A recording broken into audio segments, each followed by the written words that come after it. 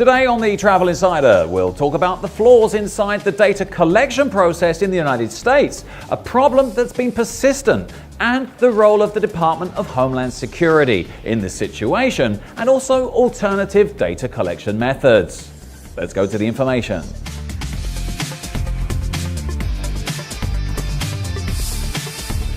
Many US destinations and travel companies expect accurate international arrivals data from the United States National Travel and Tourism Office. But documents shared Tuesday with SCIF show flaws have existed in the data collection process for years, and that the United States Department of Homeland Security has been reluctant to correct the errors. Data is an increasingly key pillar of any industry, and particularly for the travel industry. Inaccurate data reporting has the potential to impact companies and destinations beyond the United States too. But many destinations and companies aren't waiting around for National Travel and Tourism Office data, as they use a handful of sources to understand who's getting off planes, boats, buses, and cars in their localities. The US Department of Commerce, which oversees the National Travel and Tourism Office, announced on Monday that it plans to suspend further releases of international arrivals data until technical issues are resolved, according to a statement from the agency. SCIF first reported that news. Data is only currently available through September 2017, when international arrivals were down 5% year over year and 3.8% year to date. Canadian arrivals were up more than 4% for September and year to date, but Mexico and overseas arrivals fell more than 6% for the month and first 3 quarters.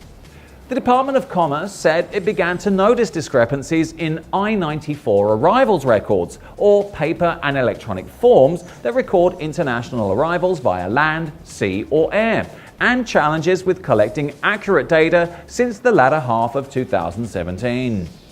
But a former National Travel and Tourism Office researcher said inaccurate data reporting goes back further than last year.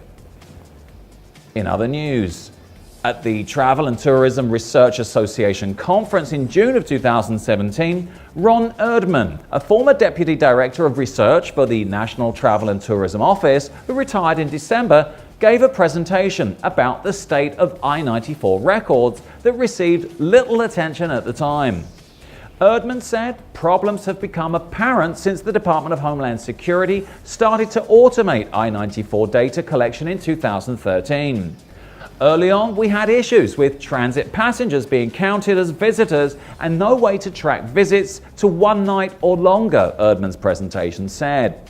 In 2014, the National Travel and Tourism Office started to use the United Nations World Tourism Organization's definition of international arrivals, those who spend 1 or more nights in a destination. Erdman said data quality increased dramatically as a result, but more problems occurred in late 2014 and are still ongoing. Those problems include the loss of the country of residency for certain visa waiver program countries due to kiosks and other entry processing technology. More than 7 million I-94 records from 2015 are missing country or residency information, according to the presentation, and 3.1 million records were missing such information in 2016, which amounts to 8.5% and 5.3% respectively of all records for 2015 and 2016. Other missing data from 2015 and 2016 records include mode of transport data, automated passport control, and mobile passport apps, not collecting country of residency information, and cross-coding of some countries such as China, Hong Kong, Turkey, and Turkmenistan.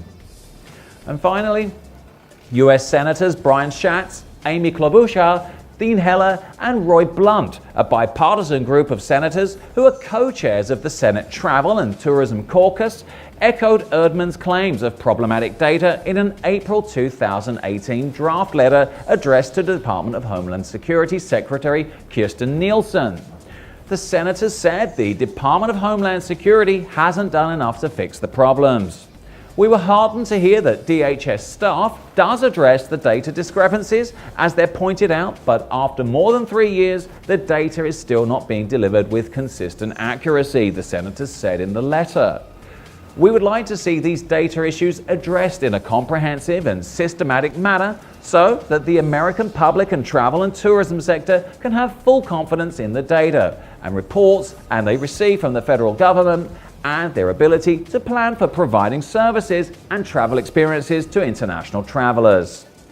We recognize that the primary mission of DHS is to serve as a law enforcement agency and one that has a significant imperative to fulfill. However, in an increasingly data-driven society, it's essential that the data produced by all government agencies be accurate, high quality, and timely, the letter said.